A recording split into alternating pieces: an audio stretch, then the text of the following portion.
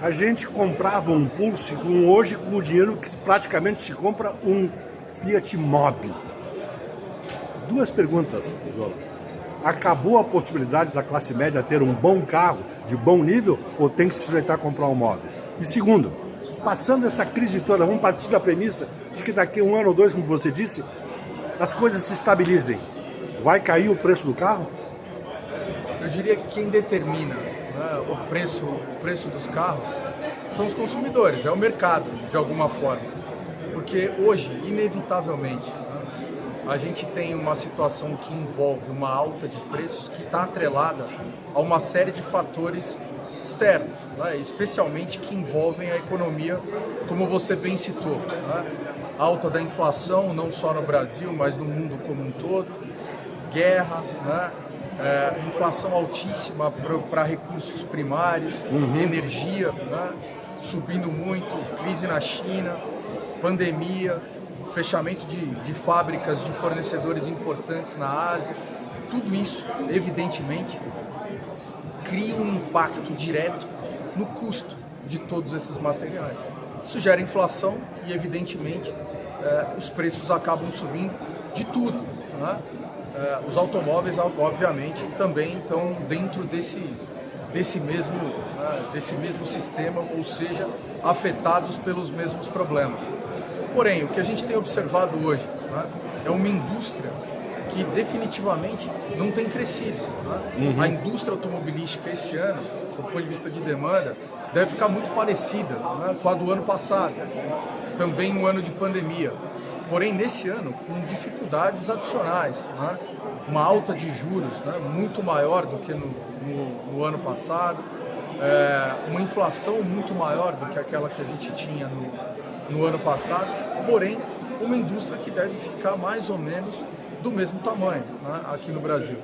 Então, o fato é, ainda existe, de alguma forma, demanda, né? Obviamente, a gente observa que aqui na Fiat, principalmente, muitos dos nossos produtos ainda têm filas de clientes que não foram atendidos em virtude de todos esses problemas que, infelizmente, são crescentes, tá certo? Portanto, né, ainda existe demanda que não é atendida, né? E a gente ainda tem uma dificuldade enorme de conseguir produzir aquilo que o mercado está demandando, né? Mesmo diante de todo esse cenário que se coloca. Portanto, eu diria que, né, em algum momento, o mercado como um todo, potencialmente, deve começar a cair sobre o ponto de vista de volume, se a gente não conseguir observar uma recuperação adequada da economia, né, nesse sentido. Mas, de qualquer forma, eu particularmente sou um otimista, né, nato. Eu acredito, né, que, diante do cenário global, nós vamos ter melhorias, né, com a solução, quem sabe, né, nos próximos meses, da situação que envolve a Rússia, quem sabe com uma situação mais estável, né, em relação à Ásia, principalmente no que diz respeito ao Covid e ao fechamento de algumas fábricas de fornecedores lá. E acredito que o Brasil, inclusive, deve ocupar uma posição estratégica muito importante a partir do ano que vem, como grande fornecedor ou maior fornecedor de alimentos para o mundo todo, o que deve certamente, né, impulsionar a nossa economia através do agronegócio. E a gente, obviamente, aqui na Fiat, com as nossas picapes, observa inclusive, né,